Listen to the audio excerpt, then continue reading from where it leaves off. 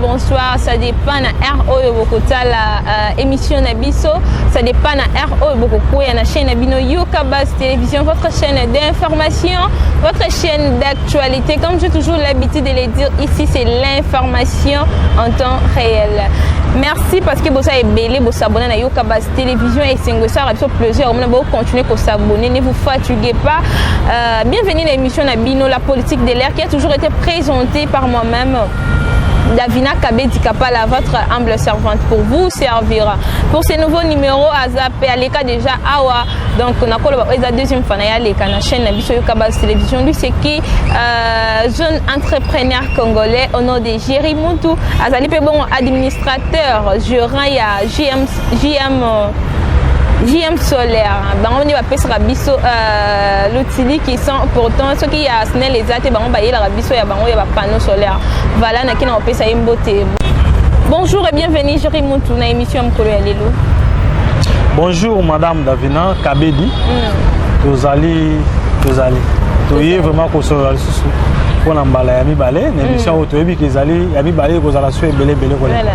Et que ça soit bien que les grands étoiles que le belayo mon cause les jeunes entrepreneurs to beta masolo ya mboka to beta masolo entrepreneuriat en plus que aux ali administrateur gérant il y a JM Solaire. Oui né de solaire la fois passée l'établissement JM Solaire énergie les allez établissement abiso ba jeune on a mona kumbelaka tout ça masolo ya forage masolo ya énergie solaire installation ya lampe il y a énergie solaire na banda ko ya batu. Donc, avec que tu attends un belé à Rosolango, moi-même je suis le gérant de Tosola qui va numéro européen, ça m'a battu.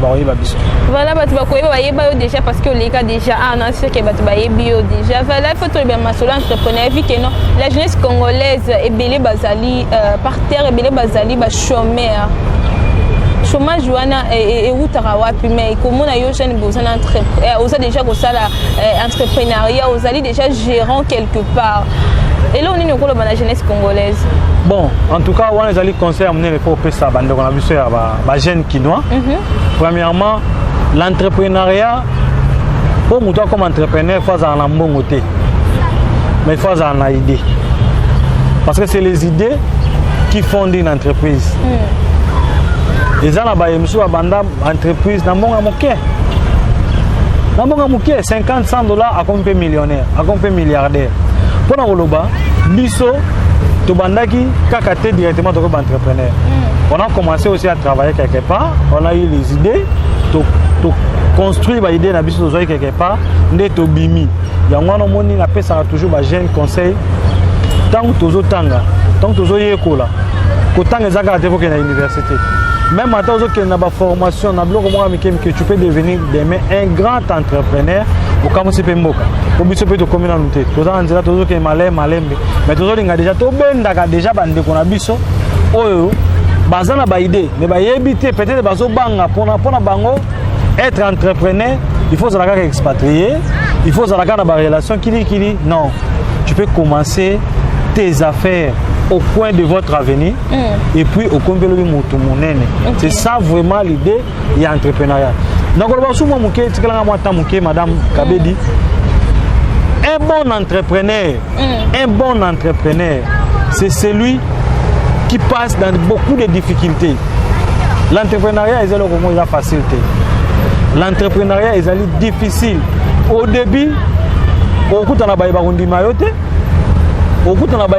confiance, on a des difficultés et belé. Mais ceux qui osent aller la persévérance, la conviction de faire bien ton travail, ce que tu connais faire. En tout cas, je vous dis, l'entrepreneuriat paye. Et puis, je dis souvent aux jeunes Congolais, lorsque vous terminez les études, lorsque vous terminez vos formations, oui, il faut chercher l'emploi parce qu'il faut avoir un capital pour commencer quelque part. Mais il faut avoir toujours l'idée de travailler pour l'entreprise X et beaucoup plus travailler pour soi-même. Voilà. Et travailler pour soi-même, c'est ça qu'on appelle l'entrepreneuriat. Voilà, je crois que le message est passé. En tout cas, la politique de notre pays, beaucoup plus de sujet d'actualité. Sami Badibanga a démissionné de son poste de vice-président du Sénat. L'ex-premier ministre a démissionné. Analyse par rapport à la démission, est-ce qu'il est pour topé assez à côté déjà dans le gouvernement et l'Union sacrée? Bon, en tout cas, dans le lobby, moi, politique, je suis occupé, tout sur la Rondambo. Pour nous, la politique est très compliquée. Le vice-président du Sénat, ex-vice-président du Sénat, déjà bon. Ex-premier ministre. Oui, ex-premier ministre, ex-vice-président aussi à Sénat, a démissionné, M. Sami Badibanga. A outi déjà que vous avez une mention et belé pour la poste a outi que vous avez moi la difficulté à zaga belé bien sûr à sauter yango aye na présidium il y a président comment il s'appelle encore Bahati Lukwebo mais animi ko démissionner ko tika bonga na kaka mukoloka ya liboso o fallait banda musala bon ezali un peu moi je dirais directement ils ont un peu flou soit ayebi que mention mususu pour donner mention mususu ezolamba masuna c'est peut-être azobanga peut-être bakobwaka yembalo mention mususu ezali pona balongola ne bonga na peut-être ayebi pe que non gouvernement ya union nationale les oya ye bobo ça na pété azabe moi na IDPS peut-être pas ayebi que moi ebonga mo ezawana ndé ba soupçon ezobima peut-être ako zabe ministère intérieur bon to éviter si ça tenait ka toyo linga ki batai na ministère intérieur. Bon, moi je ne peux pas dire que si ça tenait que de moi parce que je ne suis pas le président de la République. Peut-être ministère intérieur. Non, nous dans la politique, nous sommes des analystes politiques. On sait les enjeux au Ezoya lobby. Dès tout ce monde là, ceux qui ezali te ko banga balongola ya ndenge mo ya salité na ndenge Sénat et bazongi bo. Mais ceux qui banga ma démissionner qui kala parce que auti na non, to boité, auta ki amemi bango na justice, bazongi esimbité, mais cette fois-ci a boaki lisusu. Yemo ndimi ko boaka. Mais to yeki pe lisusu mention mususu, eza déjà en préparation. Est-ce que ça ngote yebi que non malo na ko kende ou soit on a lobby eza ba hypothèse mi balé. Soit ayebi déjà ka ko kende, soit atiki pe volonté quoi peut-être poste mo ezali bon, ba ça déjà ba yebi ba ma casse na politique il sait déjà ce qu'il est en train de faire. Vous voulez dire que non il faut bazonga kaka. Non, moi je ne dis pas il faut bazonga. Dans ce sens là je veux dire quoi que ba yebi ko tanga les soins du temps. OK. Ba yebi ko tanga les soins du temps peut-être ngolo ba kana bon. Et aussi mbanga le so awate. Soit navanda ngana ndap, soit union nationale ezoya et gouvernement union sacrée ezoya. Peut-être ça déjà la carte toye baneni. Tant que au ministère intérieur, tout à la kaka. Voilà tout à la kaka, peut-être que belé na ngamba gérer montibis mais tout à la kaka en fidèle yo ka bas télévision mais to qui est sous côté sous procès à nani il y a contre EPST pour na bon il y a gratuité de l'enseignement et banda kilelo. Analyse non parce que na bien posé un banana ndaku par rapport il y a mambo etali ba procès o ezorozonga zonga est-ce que ba procès on ezaka importé yaka kaka parce que tout le monde a pas place ba tomba zongi sambo on te ka procès etie si la paix tout le monde passe ba lobate que non ba zongi simbo analyse na yo soué na biso ezali état congolais ezala vraiment vrai état de droit ezala vraiment vrai état de droit dans le vrai sens du terme ezala te état moko le procès suite nango toyebite le procès lobby ba gracier ba mususu ba tikali toza na posa ezala vraiment ndenge to bandi procès wana tozoyoka les condamnables les coupables bazala vraiment condamné et azala condamné parce que ça bongo ya mboka tout le monde a pas si lelo tozoka o balaba soki 9000 écoles fictives imaginez. Imaginez, il y a combien d'enseignants qui vont bénéficier d'un moment illégalement, alors moi ça peut servir à autre chose. Madame, tu sais, nous sommes tous les entrepreneurs, tous souffrir pour nous faire tourner la famille à biso, ou faire tourner la famille à Batou, nous sommes au bazar à biso. Tous les gens à l'état, tous les gens à l'état. Mais bango bazo sont bons à l'état, bazo sakana nango. Bazo y bango d'une manière bizarre. Voilà pourquoi on dit ceci. Ceux qui procèdent ali, ils ont la procès équitable, ou ils sont condamnables. Ah, ça l'a condamné. Biso, tu veux qu'on interfère dans la politique. Oh, bah, quand ils ont affaire politique, non. va continuer. Moyibi, va quand même battre mon pandi. Voilà, va quand même battre donc, c'est-à-dire, état des droits, un vrai état de droit, ezali, oh, va kanga bango, va zong simbo, va battre bango na boloko. Bon, normalement c'est ça. Mais si le lot, sur dans un mois c'est ma, à procès 100 jours, et belé, va se bon côté, va me faire gracier. Il y a toujours un procès, on entend toujours que ils ont vraiment un vrai procès. Ils ont la tête, et revêtis avec les paix, les politiques dedans, non. Token de vraiment. Oh, il y a ça, Moïse Bakanga. Ceux qui ont dit que les gens fort, ils retirer bien, ils geler les comptes, ils en sorte que Mboka, ils ont un Mboka. Parce qu'on a beaucoup à faire avec Mboka. Donc, on a solo énergie. Combien d'avenirs dans les noirs? Combien d'écoles ils ont pupitre? Ils ont banc. Alors, pourquoi pas tous en bon? Tous en Sangon, Nanzela, et ça, il fallait ça. S'il faut foutre à battre, et foutre à battre. S'il faut étonner, mais ça veut dire que dans ma poche, non, c'est pas normal. Voilà, je crois le message est passé. Mais par rapport il y a ministre Willy Bakonga sur totale façon de travailler durant des ans c'est la paix gouvernement et union sacrée. Est-ce que vous croyez que non à cause on a des sous peut revenir encore? Bon, en tout cas 2 ans les gars on a Covid, je ne peux pas dire qu'un ministre a bien travaillé. Dans ma Covid, le ministre a bien travaillé. Peut-être bon, on a peut-être dans le domaine de la santé, ça va faire pour le côté, mais dans le domaine de l'enseignement, dans le domaine de la santé, ça va faire. Donc, dans le but, tu as côté, mais tu as pour ça va faire, soit tu bois, tout le monde. Non, la mise au toujours le pour le ministre de l'enseignement. Les écoles sont fermées, on dit que c'est le problème de Covid. Et puis, tu as comme si Bazo, quand on a l'école karaté, bon, tu éviter tout ça. Mais en tout cas, pour le domaine, je ne vais pas aller côté le ministre, ce n'est pas aussi de ma qualité. Quoi. Par rapport au ministre de la Santé, il y a ma première lot, il y a vaccin anti-Covid-19.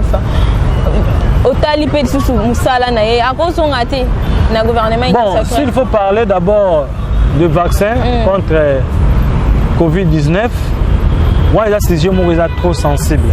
Non, pourquoi pas? Nous sommes les Congolais, on doit parler, pourquoi pas? Là, on est trop sensible. Il faut le Belango avec beaucoup plus de sagesse. Okay. Pour moi, ça va de la santé de toute une population, de toute une nation. Vaccin et Koti. Est-ce le ministre de la Santé et le gouvernement ont eu le temps de l'introduire auprès de la population, on a la psychose que le vaccin est un support pour le biso. Tout le monde qui a dit oui, ça va. Écoute, date d'expiration, on a juin. Bon, on aura vraiment le temps de l'introduire. Voilà, c'est ce que j'ai dit. Voilà ce que j'ai dit. Est-ce que ceux qui ont eu le vaccin, on a caché? Ceux qui ont eu le vaccin, est-ce que malade qui quitte directement? Non. Anti-Covid. Maman, nous avons le Covid, des maladies faibles, papa, des maladies moussousou. Mais on a des maladies pires ici au Congo. Où ils ont le Covid. Mais ça a un engouement pourquoi? Et ça a un engouement publicitaire pourquoi? Surtout comme il y a Covid, non. En tout cas, on a beaucoup à faire que Maman Kamboyo, et ça nous prend beaucoup plus de temps. Ça nous prend beaucoup plus de temps. Voilà, ça nous prend beaucoup plus de temps. Tout le monde a mouqué, mais matali, aujourd'hui, tout. Tout ce qu'on a matali, JM solaire. Sur le plan économique, nos panneaux solaires sont trop chers. On est une source d'énergie à Sika. L'énergie à groupe électrogène, c'est l'énergie à Kala. Ce sont des énergies épuisables. Et puis c'est trop cher. Les lots, on va dire que l'énergie solaire est chère. Non. Non. On peut vous faire une installation, bon, tout le monde en termes de dollars, parce qu'on utilise beaucoup plus de dollars. On peut vous faire une installation, par exemple, pour 1000 $ pour une maison. On vous dit la facture, c'est 1500 $. Pour avoir au moins 5 kVA ou soit 2 kVA de puissance installée. Non, c'est trop cher, moi je préfère utiliser le groupe électrogène. Tu achètes le groupe électrogène, par exemple, à 600 ou à 700 $. Tu dis non, j'ai acheté ça moins cher par rapport aux panneaux solaires. Mais je vous dis que c'est faux. Parce qu'avec le groupe électrogène, vous serez obligé chaque jour au moins, quand vous avez besoin de l'utiliser, d'acheter le carburant, d'acheter l'huile montée. Et puis, il faut compter chaque fin du mois, chaque mois, faire les entretiens du groupe. Donc, ce sont des charges supplémentaires. Quand il y a panneaux solaires, ils allaient rater. Panneaux solaires, tu installes tes matériels tu peux faire 4 ans, 5 ans. Si tu utilises en bon escient tes matériels, ça ne pose pas de problème. Il suffit que le soleil vienne le matin, ça recharge les batteries, le soir vous utilisez. Même pas le soir, la journée, si vous avez une bonne capacité, vous utilisez à tout moment. Mais le groupe électrogène, comprenez, quelqu'un qui achète un carburant de $10, ou soit de 10 litres par jour, c'est $10, donc 20 000 francs, multiplié par 30 jours, multiplié par un mois, multiplié par une année, vous verrez que quelqu'un qui utilise les panneaux solaires a moins dépensé que quelqu'un qui utilise les groupes électrogènes. C'est ça qu'on appelle en termes économiques l'amortissement des matériels. Avec les panneaux solaires, tu as le moyen d'amortir tes matériels, mais le groupe électrogène, vous amortissez le matériel et coût-fi, vous dépensez, vous pouvez voir à la fin, vous avez dépensé plus que quelqu'un qui a utilisé les panneaux solaires. Voilà. Donc c'est un peu ça. Voilà, je crois que le message est passé. Mais par rapport, il y a forage d'eau. Boye biso forage d'eau. Boye na on vraiment so memi en ce qu'on a quatre entrées. Pour nous payer ça on a valeur mo boye kaka. Un peu comme aka moi likolo par rapport mais tout dans le 21e siècle. Ozo luka bozo ngi bisa mama Italie ba forage. Alors, si ko ba forage wana ba mtu ba lobi kenezo et ma ya nezana ba maladie. Non, moi dans le banao que donc comme dans le 21e siècle, on ne peut pas utiliser les forages, c'est faux. Parce que l'eau de forage, c'est l'eau naturelle. L'eau naturelle, c'est propre plus que même de l'eau que vous utilisez ici. Si vous arrivez à trouver de l'eau naturelle propre. Parce que dans le sous-sol là, il y a plusieurs sortes d'eau. Il y a plusieurs sortes d'eau selon le milieu. Donc, les experts savent là où nous sommes pour trouver de l'eau naturelle propre. Il faut arriver par exemple à 10 mètres, à 100 mètres, à 20 mètres. Mais là, maintenant, il faut travailler avec les experts. Oui, il y a des gens qui font des forages à PCMA et à Salité, mais en fin de compte, quand vous terminez un travail de forage, la dernière étape, c'est de prendre de l'eau, d'amener dans un laboratoire reconnu national, faire les tests. C'est à l'OCC, c'est ici au Congo, nous avons l'OCC. Donc il faut aller à l'OCC, présenter votre échantillon. Le OCC a autorisé maintenant si l'eau est consommable, donc boire, ou soit on peut boire, ou soit on peut se limiter dans les travaux de ménage. Voilà. Donc c'est assez. Donc pour dire que l'eau de forage, c'est pas une eau impropre, non, c'est propre, on peut utiliser ça. Juste il faut travailler avec les gens expérimenter comme nous. Voilà, expérimenter comme si ça dépendait qu'à vous, non, sûr que non, vous n'avez pas réussi des autres. Non. Lorsqu'on étudiait, on disait la régie des eaux et la SNEL. Entreprise GM solaire et côte non, lorsqu'on étudiait, on disait il y avait des entreprises qui avaient des monopoles. Parce que moi j'ai la chance de faire l'économie. Hein. Okay. Il y a les entreprises qui ont des monopoles. Cela veut dire qu'on va produire le courant. Mais à l'époque du président, l'ex-président, les années 2014-2012, il y a eu la privatisation de plusieurs entreprises comme la Sonance. Mais Sonance est Koufaté. Voilà des exemples là-dessus. Sonance est Koufaté. Même aujourd'hui, comme on travaille dans une entreprise privée, on a ABC dans mon cas, on accompagner dans le domaine, par exemple, il y a distribution, c'est dans le Koufaté. Le OCPT, Azala rappelle un monopole, OCPT aujourd'hui c'est SCPT. Azala rappelle un monopole de communication, mais aujourd'hui le Vodacom, les RTL sont là. Mais l'entreprise de l'État continue de fonctionner. Nous aussi nous sommes là. La régie des eaux va continuer à fonctionner. Mais le problème est que notre souci, c'est premièrement donner à la population congolaise ce qui en ont de mieux dans ces pays. Les pays ne manquent pas de l'eau. Pourquoi en plein capital, il y a des communes qui ont des problèmes d'eau? Alors nous ne pouvons pas rester insensibles alors que nous avons des connaissances.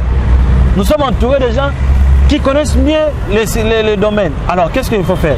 Il faut proposer à la population les solutions palpables. Il y a le lot courant. Voilà ce que nous les jeunes, nous sommes dit non, il ne faut pas laisser seulement cette responsabilité-là aux expatriés, aux Indiens, aux Unis. Non, nous-mêmes nous sommes là maintenant pour travailler pour que le Congo décolle. Alors pour que le Congo décolle, il faut Banamboka, tous se soutenir. Confiance.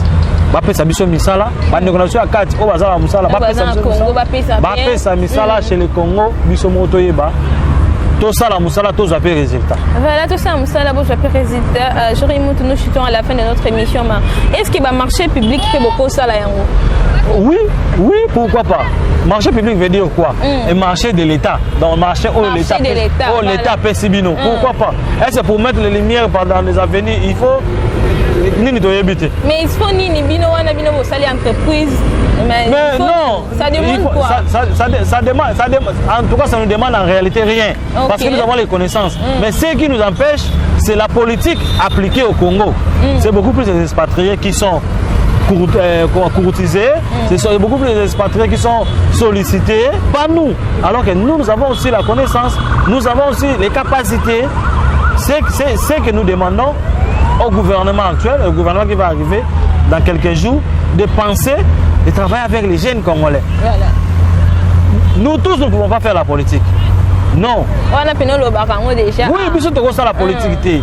Mais même si on est des analystes politiques, on peut parler un peu, mais on est... Nous sommes quand même Congolais. Oui, nous sommes quand même Congolais. J'ai voté, j'ai le droit aussi de parler politique. Mais notre idée, nos idées là, c'est pas d'aller travailler toujours en politique, non. Mais ça besoin de l'opportunité en tant que Congolais. Marcher, moi, au Congo, tu travailles de ces résultats. Tous les résultats. Voilà. Je crois que le message est passé fidèle de Yokabas Télévision. Nous chutons à la fin de notre émission. Clin d'œil à un grand homme, un gentil homme. On a bien à Kaibongo, Bachir Moukouta. C'est parmi l'un des personnes qui soutenir Moussala.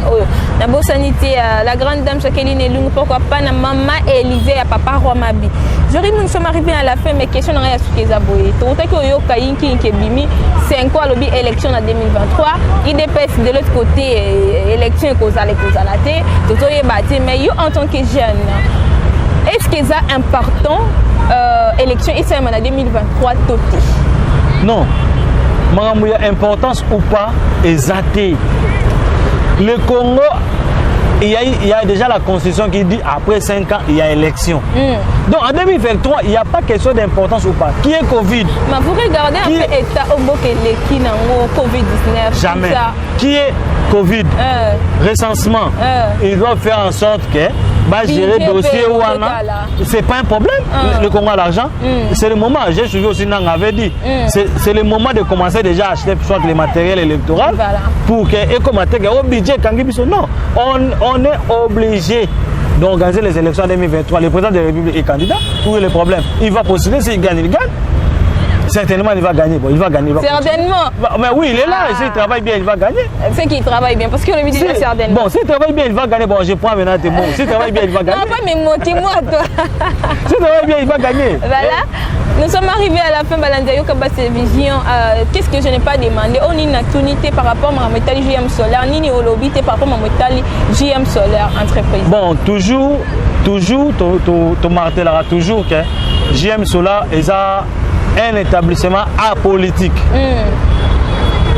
On essaye de parler politique à titre individuel, mais JM Solaire a un peu bino, on a un peu il y a forage d'eau, énergie renouvelable pour les panneaux solaires dans le demain, nous sommes dans la cerveau, demain, nous avons mis, mais nous marteler ming au mi balai. C'est que je dis que c'est un grand homme, un jeune entrepreneur. Donc, marteler en peut-être un balassement. Les lots, tout ce qu'on a, voilà, adresse les alliés, na bas Congo, Tombalbaï. Adresse na bas Congo, Tombalbaï, tous a bien représenté. Voilà, beaucoup plus, mais c'est un numéro à contacter. Oui, tous a bien représenté. On a dit toujours numéro de téléphone, 089 79 58 969. Vous pouvez sur la WhatsApp, au Bengi Biso, Tokoya, Toko Solola, Neto Solega, vous avez déjà.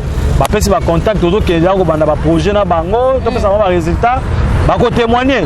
Les missions sont dans ciment. Donc, les clients vont témoigner comment ils sont satisfaits pour la réalisation autosala. Voilà, tu as moyen de le numéro de téléphone 089 79 58 969. En tout cas, Donc, ça veut nous ça malam. Merci beaucoup, Jerry Muntu, d'avoir accepté, d'avoir coupé sa biso tango na yo mukie pour nous répondre na ba mituna na biso et puis coupé sa ba point de vue na yo. Merci na balanda yo Kabas Télévision parce que vous avez belé vos abonnés na yo Kabas Télévision. Continuez de vous abonner, continuez de partager nos émissions. C'est une façon pour vous de nous soutenir. Je dis merci à les personnes qui étaient derrière la caméra. Mutu o akotinga na banda kuna bino. Lui c'est Glody H4. Natondi pe ba s'abonner. Vous avez belé na kotanga ba kombote ya ba nyonso ba komela biso ba nyonso ba pesa so ba suggestion mais na kotanga quelques-uns. Je vois la grande dame Jacqueline Lungu. Bachir Amukuta, un homme très très gentil. Merci pour les soutiens. Merci aussi à Papa Rwamabi et Maman Élisée et Papa Rwamabi pour les soutiens. Davina Kabedi, retrouvez-moi à la prochaine avec le même plaisir. Merci.